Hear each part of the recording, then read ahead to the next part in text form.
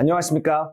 고1 여름방학 영어 학습 방법에 대해서 설명드릴 지호 선생이라고 합니다. 오늘 저는 이번 24년 여름방학을 수능과 내신을 모두 잡을 수 있는 그러한 특강을 좀 소개시켜 드리려고 이 자리에 섰습니다. 오늘 말씀드릴 순서를 좀 먼저 말씀드릴 텐데요. 제 소개를 먼저 드릴 거고요. 제가 가르쳤던 학생들 내신 그리고 수능 성과를 좀 보여드리겠습니다. 그런 이후에 우리 아이들이 지금 치러야 할 모의고사, 수능이겠죠. 수능의 변화에 대해서 좀 설명을 드릴게요. 이번 6월 평가원을 토대로 말씀을 드릴 거고, 그리고 2학기 내신에 대해서 말씀을 좀 드리겠습니다. 그래서 이 내용을 토대로 우리 여름방학을 어떻게 보낼지에 대해서 말씀드리도록 하겠습니다. 그리고 마지막으로 개강 안내 드리고 인사를 드리려고 합니다.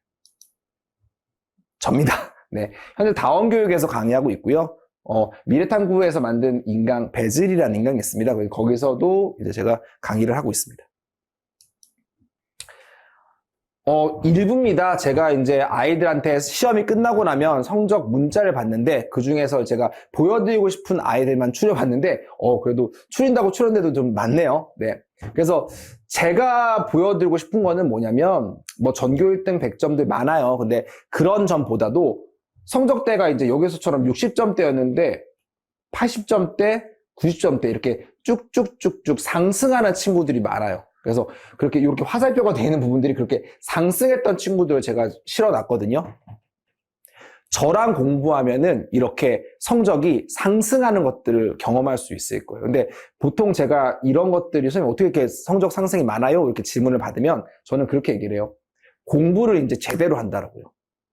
공부하는 척이 아니라 정말 공부하는 방법을 저한테 배우거든요. 그래서 저랑 성적 상승하는 친구들의 경우를 보니까 저랑 소통이 많아요. 카톡도 많이 하고요. 사담을 나누는 게 아니라 질문을 되게 많이 해요.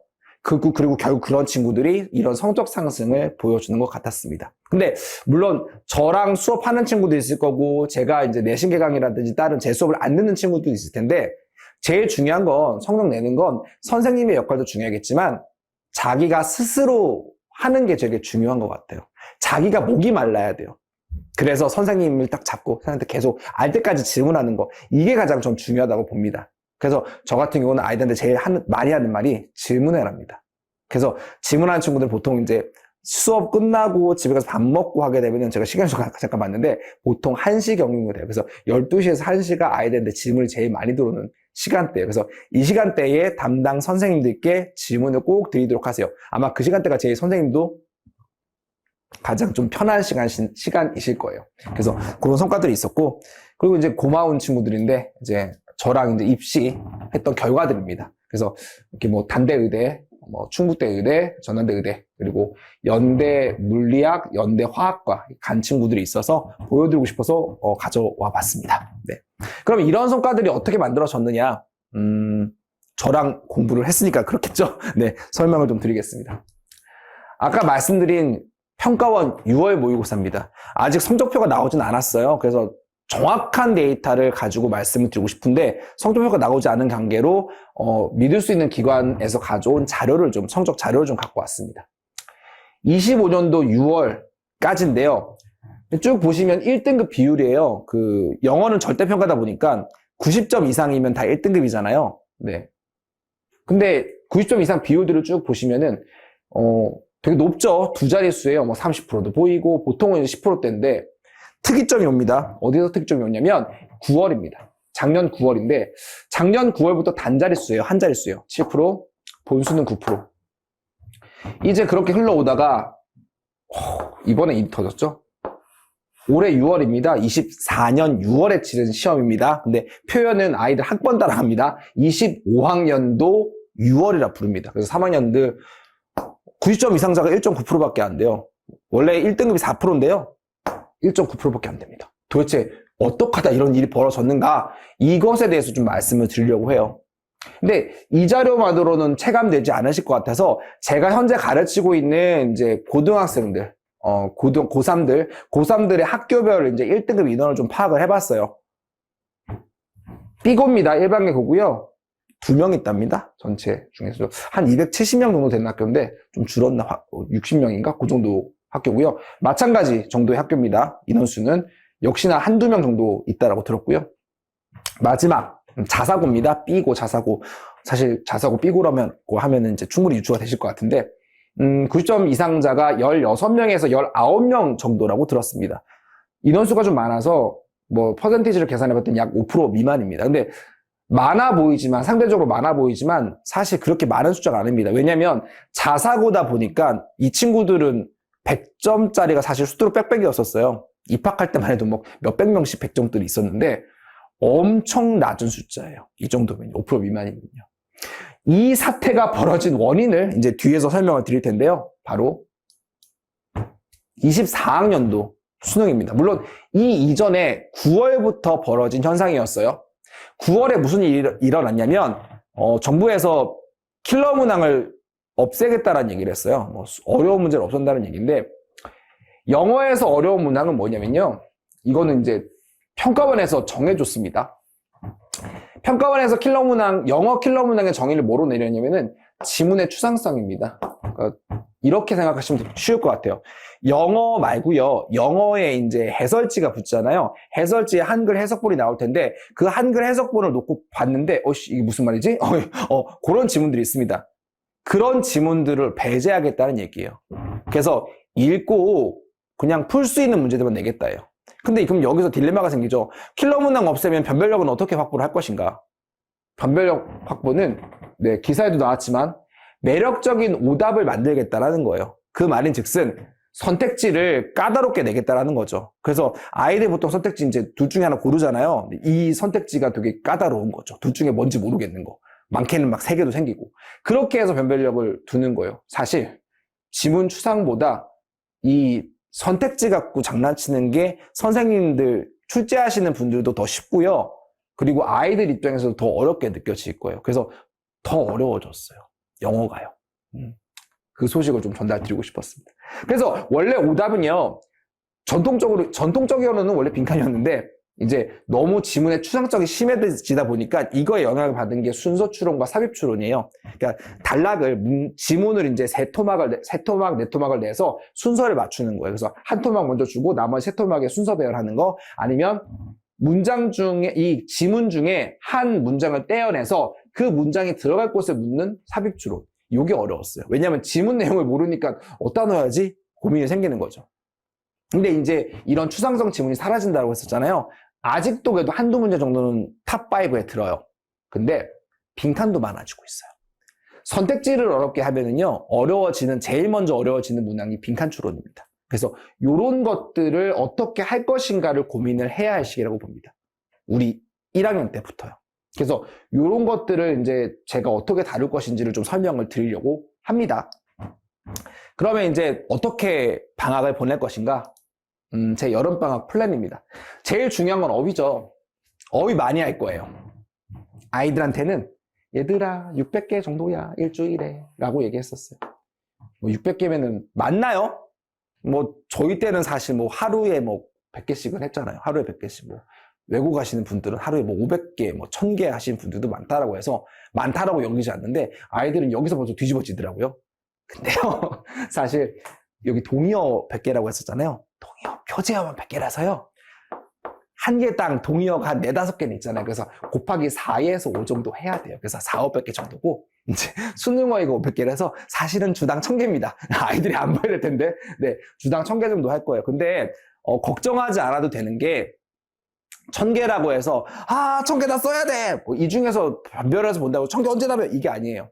좀 문제를 아이들이 좀 편하게 보도록 대신에 어휘를 자주 만날 수 있도록 문제를 냈습니다. 네, 그래서 아이들도 좀 편하고 대신에 어휘도 좀 자주 많이 반복할 수 있고 그렇게 아이들에게 자료를 좀 제공을 할 거예요. 근데 이것들은요, 동의어 같은 경우는 이제 고1, 2, 4개년 모의고사에서 출제를 할 거고요. 그러다 보니까 실제로 이제 방학 때 4주 동안 외웠던 단어들을 아이들이 직접 어디서 만나느냐, 제일 처음 만나는 곳은 9월 모의고사에서 만날 거고요. 그리고 제가 노리고 있는 건 2학기 중간고사입니다. 중간고사에서 외웠던 단어들을 만나게 될 거예요. 수업 시간과 시험에서요. 그러기 위해서 제가 이렇게 정리를 해놓은 겁니다. 자, 그리고 독해인데요. 독해도 마찬가지예요. 제가 뭐라고 말씀드렸어요? 수능과 내신 모두를 잡겠다고 말씀드렸잖아요. 그래서 빈칸과 순서 삽입을 배울 건데 이거를 어떤 지문으로 배우냐면요. 우리 1학년들 내신에서 2학기 내신에서 만날 확률이 가장 높은 관연도 모의고사 기출지문에서 배워볼 거예요. 그러다 보니까 공부 다 했던 것들을 다시 2학기 내신에서 만나다 보니까 훨씬 더 2학기 내신에서 점수 상승할 확률이 높아지겠죠. 근데 이것만 하면 재미는 없어요. 고1이 솔직히 재미없잖아요. 툭툭 답이 나오잖아요. 그래서 일주일에 이제 매주 한 2지문 정도 수능 기출, 역대급 수능 기출에서 한두 지문 정도 좀 어려운 걸 풀어보려고 해요. 어려운 거 풀면 아이들 막 씩씩대고 뭔 말인지 모르겠어요, 선생님. 이러는데 제가 또 잘하는 게 아이들 이제 이해시키는 걸 되게 잘해요. 그래서 지문을 이제 풀어줄 거예요. 이러이러한 지문이야. 근데 역대급이잖아요. 지문을 아이들이 이해했다라고 해서 끝나는 게 아니에요. 그 다음에 할 게 뭐냐면 여기 써있지만 선지싸움을 해야 돼요. 선지싸움. 그래서 그런 선지싸움을 시킬 거예요. 뭐 빈칸을 예를 들면은 빈칸에 대한 내용을 아이들과 같이 찾아볼 거예요. 찾는 방법 알려줄 거예요. 그렇게 빈칸 내용 찾았으면 저는 뭘 시키냐면은 이거 영업 비밀인데 빈칸의 내용과 가장 유사한 지문의 부분을 찾으라고 시켜요. 제가 찾아주는 게 아니라 아이들이 직접 찾도록. 그리고 그걸 찾을 때 팁을 좀 줄 거예요. 어떤 식으로 찾아야 되는지. 그리고 이런 지금 빈칸이 나왔을 때 어떠한 말들이 비슷한 말이 되는지를 좀 아이들한테 알려줄 거예요. 그래서 아이들이 완전히 그 지문을 자기 걸로 만들 수 있도록 강의를 합니다. 그래서 아무리 어려운 지문 갖고 아이들 고1이든 아니면 중학생이든 해도 저랑 이제 수업을 하다 보면은 나중에 듣고 나면 그래요. 국어 수업 같다라고요. 국어 수업처럼 아이들한테 논리적으로 좀 설명을 해줄 거예요. 그래서 완전히 아이들 걸로 이제 소화를 시킬 수 있도록, 체화를 시킬 수 있도록 그렇게 강의를 합니다. 그래서 강의하는 방법은 이거에 간단해요. 이건 아이들이 다 하는 거잖아요. 빈칸 순서 삽입 있잖아요. 이거를 어떻게 접근해야 되는지 접근법부터 정리를 해줄 거예요. 빈칸이 어디 있을 때 어떤 게 시그널이 되고 순서 삽입에서 무엇을 봐야 되고 어떤 순서로 접근해야 되는지 그런 것들 쫙 정리를 해줄 거예요. 근데 이걸로 다 풀리면은 그냥 공식집 하나 만들면 되잖아요. 예, 이게 끝이 아니에요. 이건 시작이고요. 지문을 읽다 보면은 이제 이전에 약간 추상적인 지문들도 있을 거 아니에요. 그런 추상적인 지문들을 아이들만의 언어로 좀 바꿔줄 거예요. 쉽게. 그래서 지문을 먼저 이해를 시킬 거예요. 저랑 얘기를 하면서. 저는 수업할 때 제가 그냥 혼자서 신나고 떠들지 않아요. 설명하고 아이들한테 좀 시간을 줍니다. 한 1분 정도 생각할 시간을 줘요. 그래서 지문을 스스로 소화하고 거기서 찾는 훈련을 시킬 겁니다.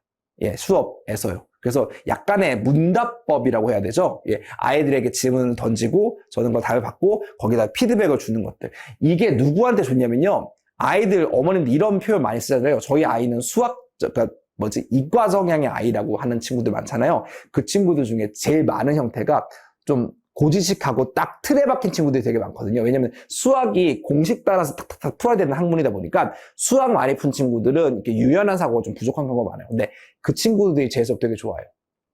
무슨 말인지 이제 알겠다. 그러면서 꼭 뒤에 붙이는 말이 뭐냐면 말을 왜 이런 식으로 써놨냐고 저한테 맨날 저한테 이렇게 화를 내더라고요. 그래서 내가 썼냐 이 자식아 이렇게 얘기를 하는데 어쨌든 그런 식으로 아이들이 이해할 수 있는 언어로 바꿔주는 연습을 할 거예요. 그래서 종례에는 제가 바꿔주는 게 아니라 아이들이 지문을 보고서 이게 이런 내용이었구나 이해할 수 있는 그런 수업을 합니다. 그리고 마지막으로 말씀드렸죠.